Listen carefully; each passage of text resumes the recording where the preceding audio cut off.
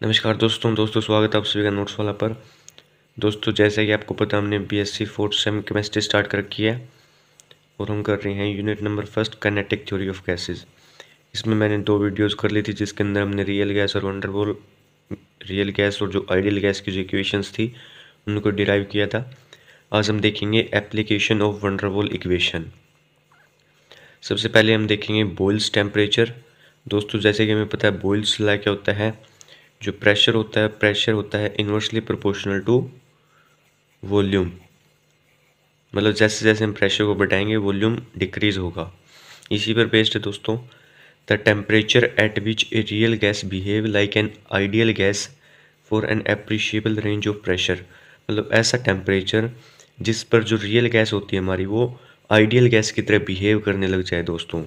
और जो प्रेशर मिलेगा वो हमें कुछ रेंज के अंदर मिलेगा प्रेशर। मतलब ऐसा टेम्परेचर जिस पर रियल गैस बिहेव करे आइडियल गैस की तरह किसी प्रेशर की रेंज पर, तो उस टेम्परेचर को पर्टिकुलर टेम्परेचर को हम कहेंगे बॉयल्स टेम्परेचर। ठीक है दोस्तों। तो जैसे कि यहाँ पर बॉयल्स टेम्परेचर मिलेगा तो वहाँ पर बॉयल्स लॉ ओबे होगा। जैसे कि आप इस ग्राफ में देख सकते हो, ये ग्राफ स्ट्रेट लाइन जो ग्राफ यहाँ पर हमें दिख रहा है पैरेलल है जो एक्स एक्सिस के, वो आइडियल गैस का ग्राफ होता है। यहाँ पर ये 4 कर्व्स दिख रही हैं हमें रियल गैसेस की दिख रही है। आप यहाँ पर अगर ध्यान से देखें तो दोस्तों ये जो पोर्शन है मतलब इस टेम्परेचर तक, मतलब टेम्परेचर यहाँ पर कुछ फिक्स टेम्परेचर होगा लेकिन प्रेशर वो 0 से 100 केल्विन के बीच में है।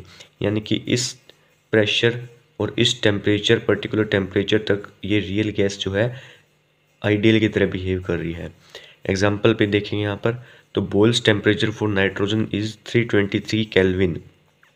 यानी कि अगर मैं नाइट्रोजन की बात करूँ जिसका जो बॉयल्स टेम्परेचर वो 50 डिग्री सेल्सियस है। 50 डिग्री सेल्सियस हमें दिखाई दे रहा है दोस्तों, यानी कि 50 डिग्री सेल्सियस और रेंज ऑफ प्रेशर है 0 to 100 ATM। यानी कि देखिए 0 से 100 ATM तक जो हमारी नाइट्रोजन गैस है वो आइडियल गैस की तरह बिहेव कर रही है।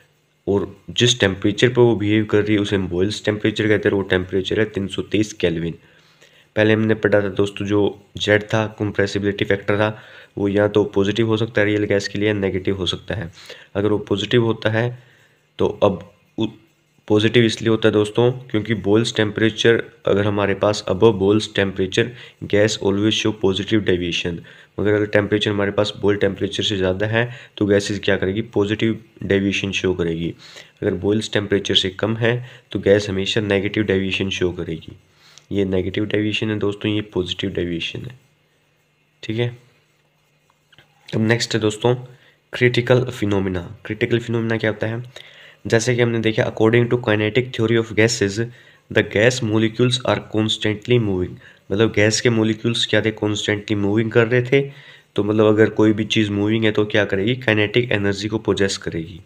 अब हमें पता है दोस्तों अगर हम काइनेटिक एनर्जी को बढ़ाएंगे तो टेम्परेचर, मतलब अगर हम टेम्परेचर को बढ़ाते हैं यानी कि हम कोई भी सॉल्यूशन उसको हीट करते हैं तो उसके अंदर जो पार्टिकल्स उनकी मूवमेंट बढ़ेगी, यानी कि काइनेटिक एनर्जी क्या होगी, बढ़ेगी जैसे हम टेम्परेचर को बढ़ाते हैं। और जैसे हम टेम्परेचर को कम करते हैं उनकी काइनेटिक एनर्जी कम होगी दोस्तों। काइनेटिक एनर्जी कम होगी जैसे हम टेम्परेचर को कम करते हैं। अगर हम टेम्परेचर को इतना कम कर दें कि उनके बीच का जो इंटर न्यूक्लियर फोर्स है दोस्तों वो बढ़ना स्टार्ट हो जाए। जैसे हमारे पास कोई गैस है उसका हम टेम्परेचर कम करते हैं तो उससे क्या होता है, जो गैस होती है वो लिक्विड के अंदर कन्वर्ट हो जाती है दोस्तों। वो इसलिए होता है क्योंकि उसके जो मॉलिक्यूल्स होते हैं उनकी काइनेटिक एनर्जी कम हो जाती है और वो मॉलिक्यूल्स पास पास आ जाते हैं एक दूसरे के। इस वजह से दोस्तों कोई भी जो गैस होता है वो लिक्विड में कन्वर्ट होता है और कोई भी लिक्विड होता है वो सॉलिड में कन्वर्ट होता है। As the temperature is lowered continuously, जैसे जैसे हम टेम्परेचर को कम करेंगे लगातार, then the intermolecular force of attraction increase and so that the gas converts into liquid। तो उनके बीच का इंटरन्यूक्लियर फोर्स क्या होगा दोस्तों, बढ़ेगा, काइनेटिक एनर्जी घटेगी। इस वजह से जो हमारी गैस होगी वो कन्वर्ट हो जाएगी लिक्विड में और इस प्रोसेस को कहते हैं हम लिक्विफिकेशन ऑफ गैस। गैस को हम और तरीकों से भी लिक्विफाई कर सकते हैं, जैसे दोस्तों प्रेशर में भी चेंज कर सकते हैं हमें। The gas can also be liquefied by increasing the pressure at A given temperature. मतलब हम टेम्परेचर को पर्टिकुलर रखेंगे, अब उसके प्रेशर को इंक्रीज करेंगे दोस्तों, उससे भी हम गैस को लिक्विफाई कर सकते हैं in the process of liquefaction. लेकिन जो लिक्विफिकेशन की प्रोसेस होती है उसमें जो टेम्परेचर का इफेक्ट इंपॉर्टेंट होता है ना कि प्रेशर का। ठीक है दोस्तों, मतलब टेम्परेचर को डिक्रीज़ करना इजी रहता है, ना कि प्रेशर को, और टेम्परेचर का इफेक्ट मेन होता है लिक्विफिकेशन प्रोसेस के अंदर। यहाँ पर दोस्तों there is an interesting observation, मतलब एक इंटरेस्टिंग ऑब्जर्वेशन देखने को मिली साइंटिस्ट के द्वारा, that a gas does not liquefy above a certain characteristic temperature. मतलब कोई एक टेम्परेचर मिल गया, अगर हम गैस को मतलब लिक्विफाई कर रहे हैं तो उस टेम्परेचर से ऊपर नहीं कर सकते। There is an interesting observation that a gas does not liquefy above a certain temperature, मतलब कोई फिक्स टेम्परेचर मिल गया उससे ऊपर हम उसको लिक्विफाई नहीं कर सकते।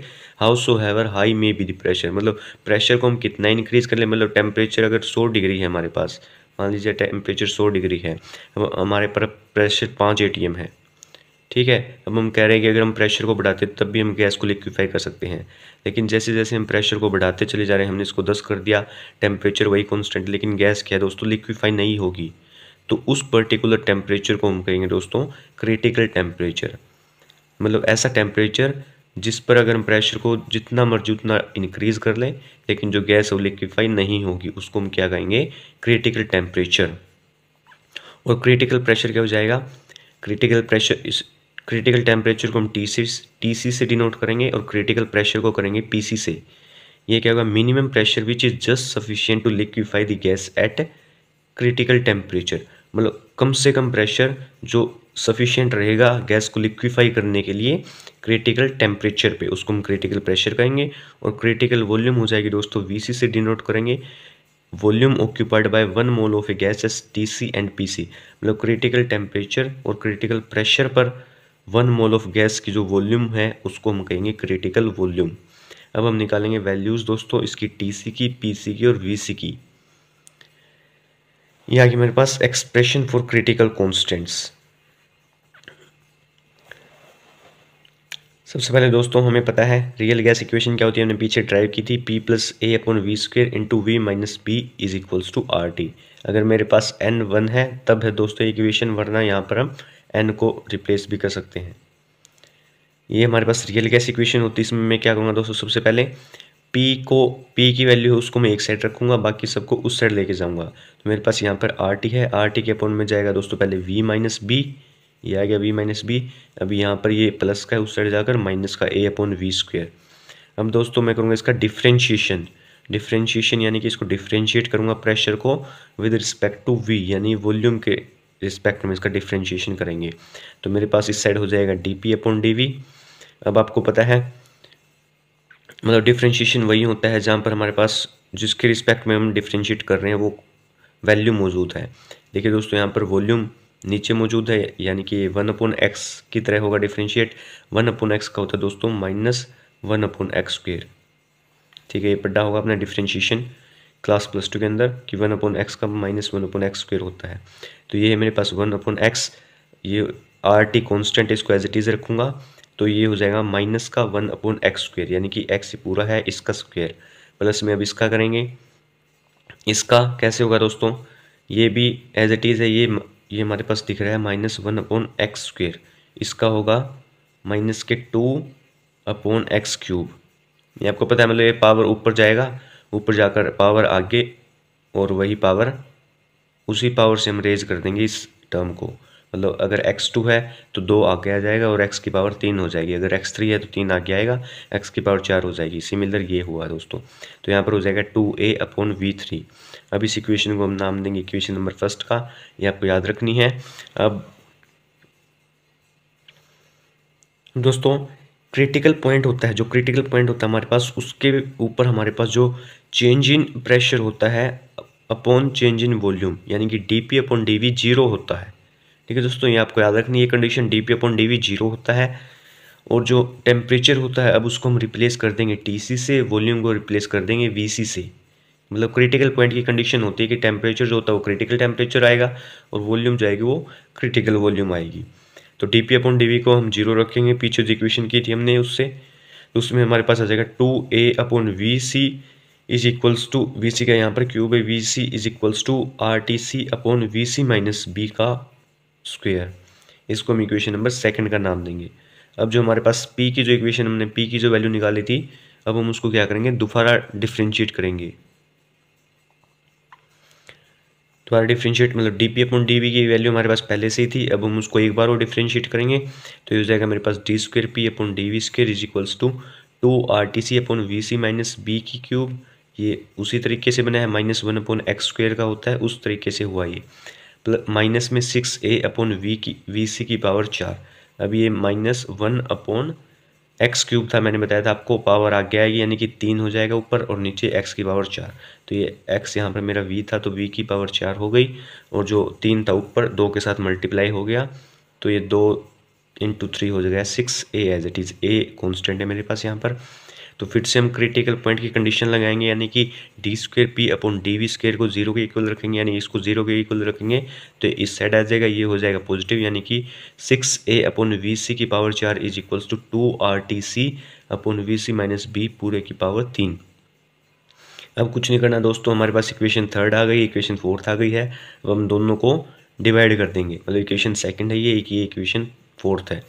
Now dividing equation second by fourth, second को इससे डिवाइड करेंगे तो 2A के अपॉन में आएगा दोस्तों 6A, यानी कि ये A से कट जाएगा और 2 से 6 को काटेंगे तो 1/3, यानी कि नीचे आएगा 3। अभी जो VC की पावर है ये तो देखिए दोस्तों ये ऐसे आएगा 2A अपॉन VC की पावर है मेरे पास 3, इसके डिवाइड में आएगा 6A अपॉन VC की पावर 4। तो पता है आपको बटे के बटे में क्या हो जाते हैं, ऊपर चले जाते हैं, यानी कि VC की पावर 4 ऊपर चला जाएगा तो यहाँ से A से कैंसिल हो जाएगा, 2 से इसको काटूंगा मैं 3 पे, VC की 3 पावर है, VC की पावर 4 है, यानी कि VC की पावर 3 कैंसिल आउट हो जाएगी, VC की पावर 1 रह जाएगी। अब ये VC ऊपर चला जाएगा तो ये बनेगा मेरे पास दोस्तों VC अपॉन 3, और इस साइड बनेगा मेरे पास VC माइनस बी अपॉन 2। यहाँ पर भी सेम होगा, यहाँ पर 2 पावर है, यहाँ पर 3 पावर है तो 1 पावर कैंसिल आउट, वो पावर ऊपर चली जाएगी और RTC से RTC कट जाएगा, बस 2 रह जाएगा अपॉन में। बहुत आसान है दोस्तों, आप करके देखिएगा। अब यहाँ पर क्या है, मैं क्रॉस मल्टीप्लाई करूँगा, यहाँ पर हो जाएगा मेरे पास 2VC, यहाँ पर 3 को इस साइड मल्टीप्लाई करूँगा तो 3VC माइनस 3B। अब यहाँ से 3VC है, 3B को मैं इस साइड लेकर आ सकता हूँ, 3B पॉजिटिव, और 3VC में से 2VC क्या है दोस्तों 1VC, यानी क्रिटिकल जो वॉल्यूम है उसकी वैल्यू आ गई मेरे पास दोस्तों 3B के इक्वल। अब एक वैल्यू आ गई है तो दोस्तों बाकी वैल्यूज़ को हम इजीली फाइंड आउट कर सकते हैं। अब हम क्या करेंगे, ये जो VC की वैल्यू 3B आई है इसको पुट करेंगे हम इक्वेशन नंबर सेकंड। ये जो इक्वेशन थी दोस्तों इसके अंदर अगर हम पुट करेंगे तो हमारे पास TC की वैल्यू आ जाएगी दोस्तों।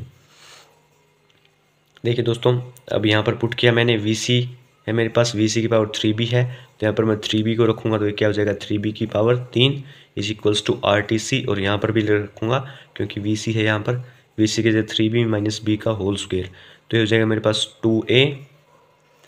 इसको अगर मैं सोल्व करूँगा तो 2A अपॉन इसकी मैं क्यूब को खोल देता हूँ, 3 की क्यूब 27 और B की power 3 is equals to RTC upon 3B में से B क्या है दोस्तों 2B, और 2B का स्क्वायर यानी कि 4B स्क्वायर। अब यहाँ पर दोस्तों B की पावर 3 है, B की पावर 2 है तो B की 2 पावर कैंसिल आउट हो जाएगी, 1 पावर रह जाएगी। अब ये जो 4 है इसको मैं यहाँ पर मल्टीप्लाई कर सकता हूँ, यानी कि 4 2 8A, तो 8A अपॉन में 27, ये R इस साइड मल्टीप्लाई में इस साइड में आकर डिवाइड में, तो TC की वैल्यू आ जाएगी मेरे पास 8A अपॉन 27 RB। देखिए दोस्तों TC की वैल्यू भी आ गई, VC की भी आ गई। अब हमें क्या करना है, बस PC की वैल्यू को फाइंड आउट करना है। PC की वैल्यू कहाँ पर देखी थी दोस्तों, हमने जो फर्स्ट इक्वेशन थी जिससे हमने इसको डिफ्रेंशिएट कर कर DP अपॉन DV की वैल्यू निकाली थी और D square p upon DV square की वैल्यू निकाली थी, यानी कि जो सबसे पहले जो इक्वेशन थी उससे को हम क्या करेंगे, उसमें जो P है उसको हम PC से रिप्लेस कर देंगे and putting the value of VC and TC, और उसके अंदर जो VC और TC की वैल्यू है उसको पुट कर देंगे तो PC की वैल्यू आ जाएगी मेरे पास RTC upon VC minus B minus का A अपॉन VC की पावर 2। कुछ नहीं किया दोस्तों, P को PC से रिप्लेस किया है, T को TC से और V को VC से रिप्लेस किया है, जो सबसे पहले रियल गैस की इक्वेशन थी उसके अंदर। तो यहाँ पर अब मैं TC की वैल्यू पुट करूँगा, TC की वैल्यू मेरे पास 8A अपॉन 27 RB है, तो मेरे पास ये आ जाएगा 4A अपॉन 27 B स्क्वेयर। देखिए दोस्तों ये आया है ऐसे, R को एज इट इज़ रखूँगा, TC की वैल्यू मेरे पास 8A इंटू में 27 RB, ठीक है। टी सी की वैल्यू। अब वी सी की value v c minus b है, तो वी सी की वैल्यू मेरे पास 3b है, यानी कि 3b में से b को सब्ट्रैक्ट करूँगा, यहाँ पर आ जाएगा मेरे पास 2b। 2b यहाँ पर अपॉन में रहेगा इसके, ये आ गया 2b।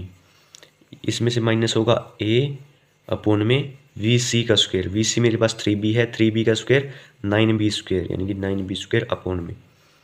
अब इसको सिंपली दोस्तों सोल्व किया है। यहाँ पर देखिए दोस्तों r से r कैंसिल आउट हो सकता है, r से r कैंसिल आउट हो गया, और ये जो 2 है 2 8 को कट कर देंगे हम 4 पे, यानी कि ये मेरे पास बनेगा 4a अपॉन में बनेगा 27, b a की आ रहा a की ये रहा, यानी कि b square, 4a upon 27 b square minus a upon n b square, ये रहा दोस्तों। अब इसमें से क्या करूँगा मैं, a upon 9b square common निकाल लूँगा, a upon 9b square common आ गया, तो मेरे पास यहाँ पर रहेगा 4/3 माइनस 1। अब 4/3 माइनस 1 ये फ्रैक्शन, इसको मैं सोल्व कर लूँगा एलसीएम लेकर, ये हो जाएगा मेरे पास 1/3, यानी कि 1/3 को इससे मल्टीप्लाई कराऊंगा तो 9 की 3 से मल्टीप्लाई होगी 27, यानी कि a upon 27 b square as it is, ये वैल्यू आएगी मेरे पास दोस्तों पीसी की।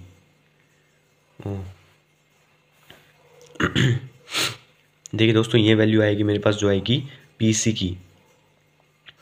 यहाँ से दोबारा बताता हूँ दोस्तों, R as it is TC की वैल्यू को मैंने पुट किया 8a अपॉन 27 RB, और VC की वैल्यू यहाँ पर मेरे पास 3b थी, तो 3b में से b गया 2b माइनस में a as it is v की वैल्यू को पुट करूँगा, VC की वैल्यू को 3b, यानी कि 3b का स्क्वायर हो जाएगा तो 9b स्क्वायर। अब इसको मैं कट करूँगा दोस्तों, r से r कैंसिल आउट हो सकता है यहाँ पर, और 2 से 8 को कैंसिल करूँगा 4 पर, यानी कि 4a अपॉन में 27, ये b इंटू b स्क्वायर बन जाएगा, 4a upon 27 b square minus में a अपॉन 9b स्क्वायर। अब यहाँ पर a अपॉन 9b स्क्वायर को मैं कॉमन निकाल सकता हूँ दोनों में से, तो यहाँ पर 4/3 बचेगा और यहाँ पर 1 बचेगा, तो 4/3 माइनस 1 को हम इजीली सोल्व कर सकते हैं एलसीएम लेकर। एलसीएम लेने के बाद यहाँ पर मेरे पास 1/3 बचेगा, 1/3। अब इसको मल्टीप्लाई करूँगा, यानी कि a अपॉन 27 बी स्क्वायर मेरे पास क्या आएगी, वैल्यू आ जाएगी पीसी की। तो ये पीसी की वैल्यू थी दोस्तों, ये टीसी की वैल्यू थी, ये टीसी की वैल्यू थी, और ये वीसी की वैल्यू थी दोस्तों। वैसे दोस्तों इसके ऊपर आने को तो डायरेक्ट क्वेश्चन भी आ सकता है, लेकिन न्यूमेरिकल्स में ज़्यादातर यूज़ होती है इन वैल्यूज़ का, तो आप देख लेना, इससे 2 से 3 न्यूमेरिकल ज़रूर आएंगे इससे। लो आप प्रैक्टिस कीजिएगा 2 से 3 न्यूमेरिकल्स की, एक न्यूमेरिकल्स तो ज़्यादा चांस आने के, बाकी ये जो वैल्यू निकालनी थी वो मैंने आपको बता दी। अब नेक्स्ट वीडियो में देखेंगे आइसोथर्म। ठीक है दोस्तों, आज की वीडियो के लिए रखते इतना ही, तब तक के लिए जय हिंद जय Bharat, have a good day.